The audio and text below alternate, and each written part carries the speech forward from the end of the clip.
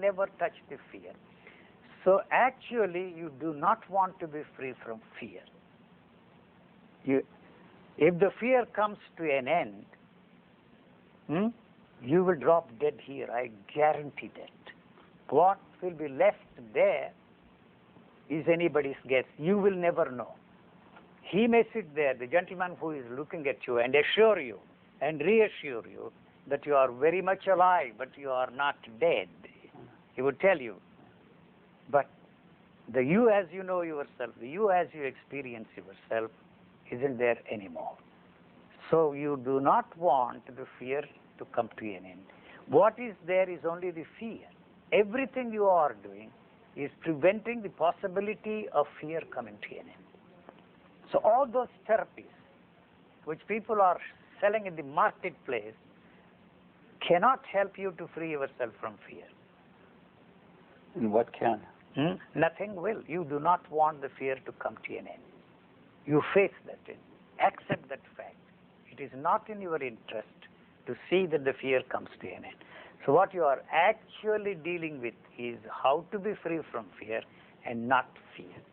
Fear is something living. It's an extraordinary energy that you cannot kill, that you cannot capture, that you cannot contain and give expression to. All sensations are like that. Anger, for example. All the time you are trying to be free from anger. It's an outburst of energy, tremendous energy. The fear that you will hit somebody, destroy somebody, you are attributing that to anger, but that you are not actually dealing with anger. How to be free from anger? What an angry man would do, that's all that you are dealing with, but not with anger. It is something like a high tide in an ocean. The tide can never be separated from the ocean. So if you don't play with that, it will take care of itself. So that applies to all sensations. So all sensations are essentially the same. Integral part of the natural functioning of the body. You cannot separate fear from anger, greed, jealousy, envy. So the desire is one of the most extraordinary things that the body has to deal with. See, you cannot destroy desire. Desire is an integral part of that body. So you are not dealing with the desire there at all. How to be free from desire? Because those jokers have been telling us that you should be free from desires. You are wanting to be free from fear is a desire.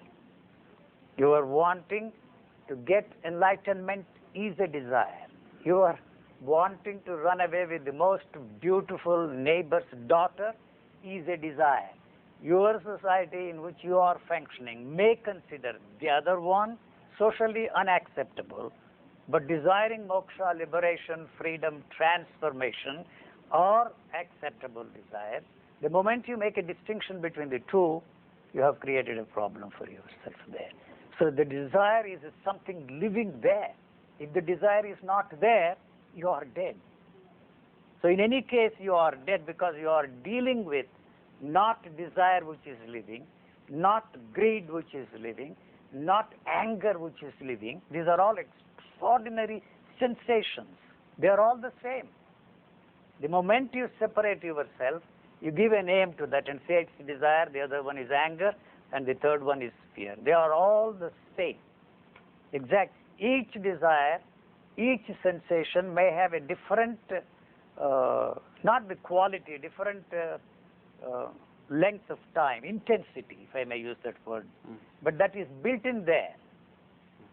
But whatever you are doing to free yourself from a particular thing, you are interested in freeing yourself from, that intensity is given by thought. So it is captured by thought.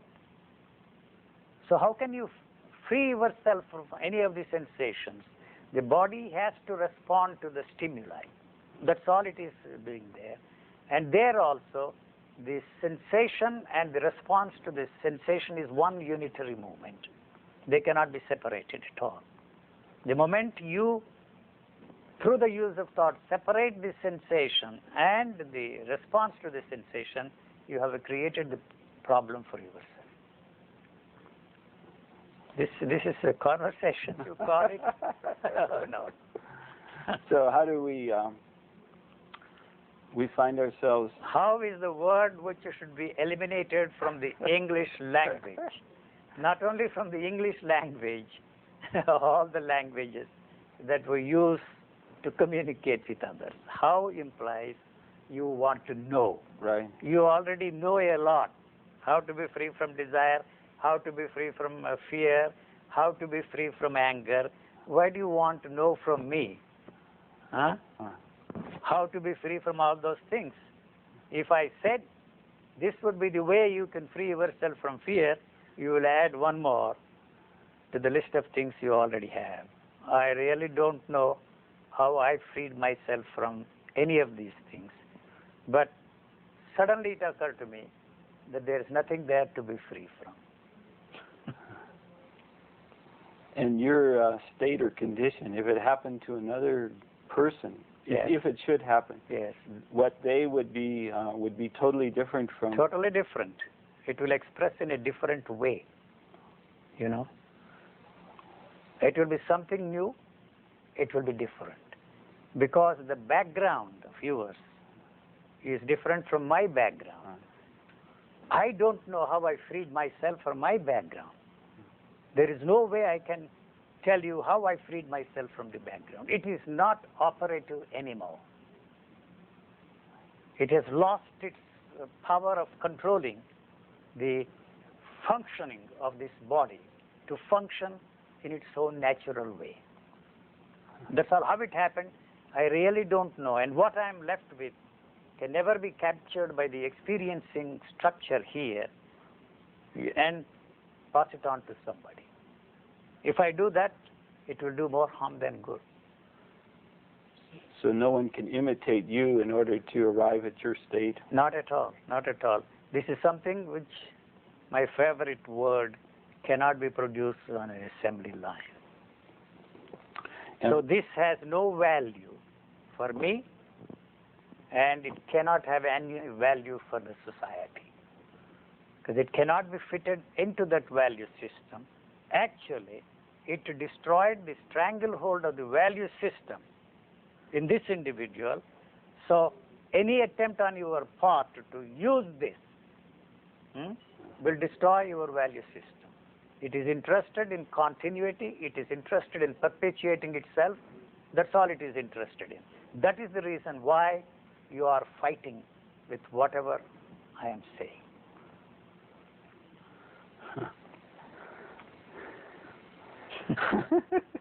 You just laugh.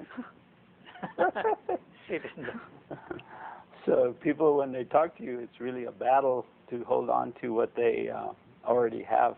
I wouldn't call it battle, but Struggle. Huh? People are struggling to hold on. I don't know. You should know what's going on there. I have no way of describing what's going on there. It is not you.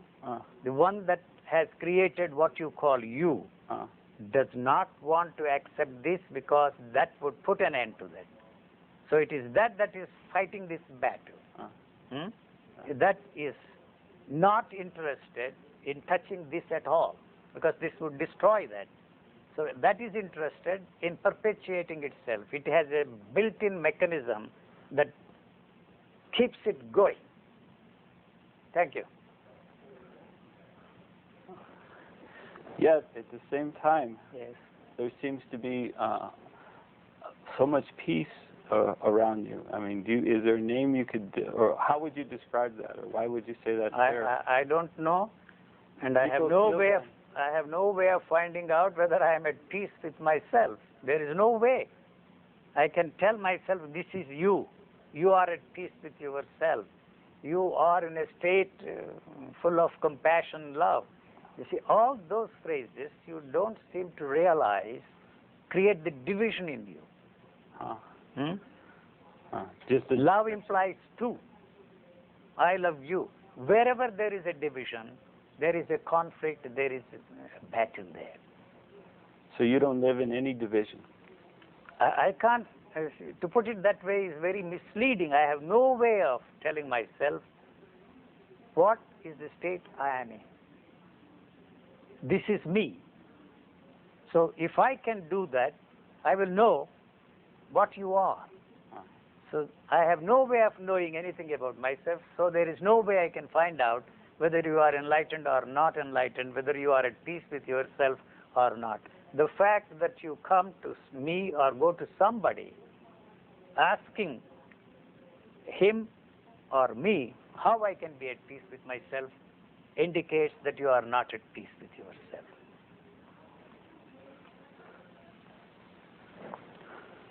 That's enough, I suppose. We have said a lot. And thank you for this so-called conversation, dialogue, interview between us both.